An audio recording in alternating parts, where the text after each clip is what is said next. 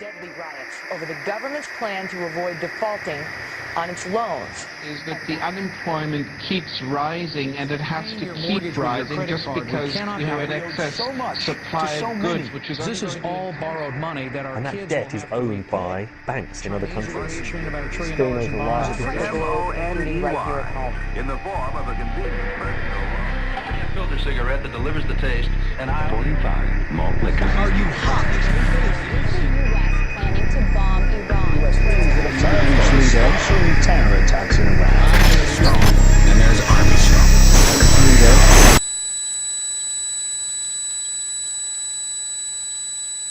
Modern psychology has a word that is probably used more than any other word in psychology. It is the word maladjusted. Maladjusted. I would like to say to you today that there are some things in our society and some things in our world for which I'm proud to be maladjusted. And I call upon all men of goodwill to be maladjusted to these things until the good society is realized.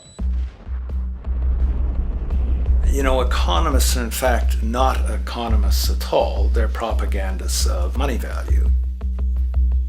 This system is more wasteful than all the other existing systems in the history of the planet. So you're really dealing with not an economic system, but I would go so far as to say an anti-economic system. The problem we have is essentially the financial money sequence system. It's a system disorder, and the system disorder seems to be fatal. There is no profit under the current paradigm in saving lives, putting balance on this planet, having justice and peace or anything else. Disease supports medicine. It supports doctors and hospitals. But if you really were able to eliminate most diseases, you would eliminate professions as well. You have to create problems to create profit. Crime does create business. We have now roughly 2 million people incarcerated in this country. Many of them are in prisons run by private corporations who trade their stock on Wall Street based upon how many people are in jail. But that's a reflection of the culture in which we live, in which we've all, to one degree or another, endorsed. I think the biggest barrier would be the values that people are taught to uphold that system. At the social level of life organization, it isn't a genetic program or a genetic defect. It's a value system disorder.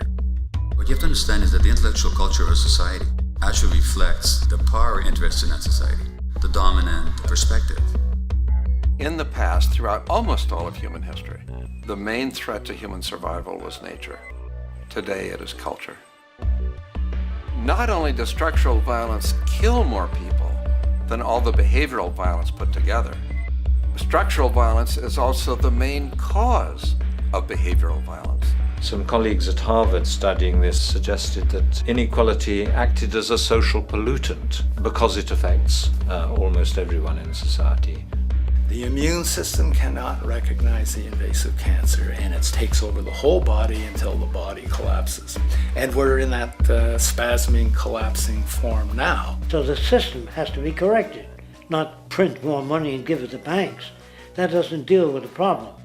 Every level of life organization and life system is in a state of crisis and challenge and decay or collapse. The problems that we have today will continue to go on. This will never go away within a monetary system. It's clear that we're on the verge of a great transition in human life. That what we face now is this fundamental change of the life we've known over the last century. There has to be a link between the economy and the resources of this planet, the resources being, of course, all animal and plant life, the health of the oceans and everything else. This is a monetary paradigm that will not let go until it's killed the last human being. The in-group will do all it can to stay in power. And that's what you got to keep in mind. They'll use the Army and Navy and lives or whatever they have to use to keep in power. They're not about to give it up because they don't know of any other system that will perpetuate their kind.